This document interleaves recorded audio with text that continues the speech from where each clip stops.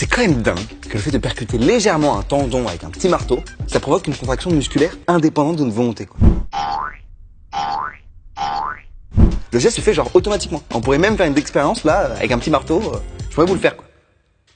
Ok, je vais plutôt vous l'expliquer à la place de vous le montrer, si ça vous dérange pas. Parti pour une anti-sèche.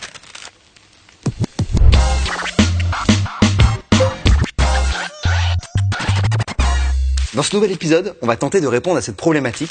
Quelles sont les étapes du réflexe myotatique? Alors déjà, ce serait cool de savoir exactement ce qu'est un réflexe myotatique. Ben, c'est simple. En fait, quand on étire un muscle, par exemple en tapant sur son tendon qui le rattache à l'os ou sous l'effet de la gravité, on observe que ce muscle se contracte automatiquement, tout seul. Et si on mesure l'activité électrique de ce muscle suite à l'étirement, soit l'EMG, l'électromyogramme, et ben on obtient ce résultat. Donc là, on peut observer un truc assez ouf. Le temps de latence entre l'étirement, donc la stimulation, et la contraction, donc la réponse, est trop court pour permettre au message nerveux d'aller jusqu'au cerveau. Et on peut déjà en tirer une conclusion. Lors d'un réflexe myotatique, le message nerveux ne passe que par la moelle épinière. Il est rapide, involontaire et stéréotypé car il n'a pas de lien avec le cerveau. Du coup, si on résume, un réflexe myotatique, ça correspond à la contraction d'un muscle suite à son propre étirement. Et cette réponse, elle est rapide, involontaire, stéréotypée et innée. Alors du coup, vu qu'on a fait les présentations avec ce charmant réflexe myotatique, on peut passer à l'étape suivante. Comment il fonctionne à l'échelle cellulaire? Le point de départ, c'est l'étirement d'un muscle, que ce soit sous l'effet de la gravité ou le coup d'un marteau sur le tendon. Donc étape 1, la stimulation. L'étirement du muscle, il va être détecté par une structure à l'intérieur du muscle qui s'appelle le fuseau neuromusculaire et qui va envoyer un message nerveux. On passe alors à l'étape 2, la transmission de l'information sensitive.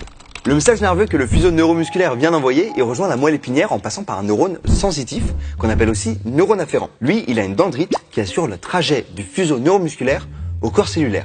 Et d'ailleurs, petit rappel, un neurone, c'est une cellule qui doit assurer la conduction des messages nerveux et qui a toujours des dendrites, un corps cellulaire et un axone. Et on arrive ensuite à la troisième étape, celle du relais synaptique. Notre message nerveux, il va être transmis du neurone sensitif à un neurone moteur qu'on appelle le motoneurone. Cette transmission, elle se déroule par l'intermédiaire d'une synapse qui se trouve au centre de la moelle épinière, dans la substance grise. On arrive donc à l'étape 4, la transmission de l'information motrice. Donc, notre message nerveux, il circule dans le motoneurone, qui lui a son corps cellulaire dans la substance grise de la moelle épinière et un axone qui assure le trajet du corps cellulaire à la plaque motrice. D'ailleurs, la plaque motrice, c'est la synapse neuromusculaire entre le motoneurone et le muscle. Et on arrive ensuite à destination avec la cinquième et dernière étape, la contraction. Le message nerveux arrive enfin à l'intérieur du muscle sur une structure appelée la plaque motrice. Et c'est la réception de ce signal qui provoque la contraction. On finit donc toujours par une contraction musculaire sans être passé par le cerveau. Et le circuit global qu'effectue le message nerveux, il a un nom, l'arc réflexe, car la réponse, ici la contraction, a lieu au même endroit que la stimulation, ici l'étirement, ce qui donne un circuit en forme d'arc. Comment les Indiens qui font comme ça? Ah, une flèche. Une flèche. Allez, voilà ton récap. Alors, tout commence par l'étirement d'un muscle, par exemple sous l'effet de la gravité ou par le fameux coup de marteau sur un tendon. Ensuite, on a 5 étapes. Étape 1, la stimulation. Étape 2, la transmission de l'information sensitive. Étape 3, le relais synaptique. Étape 4, la transmission de l'information motrice. Étape 5, la contraction. On finit donc toujours par une contraction musculaire sans être passé par le cerveau. Ce circuit global se nomme l'arc réflexe. Donc, la boucle est bouclée et le récap aussi. Si t'es là pour les révisions, force à toi. Et si t'es juste là pour le kiff, ben, je vais te dire, t'es loin d'être marteau. Ciao. On parlait de marteau, t'es dans l'intro, je parlais du petit marteau. Si t'es là pour le kiff, c'est que t'es curieux, t'es pas foufou quoi. Tu vois, t'es là, tu vas chercher les bonnes choses.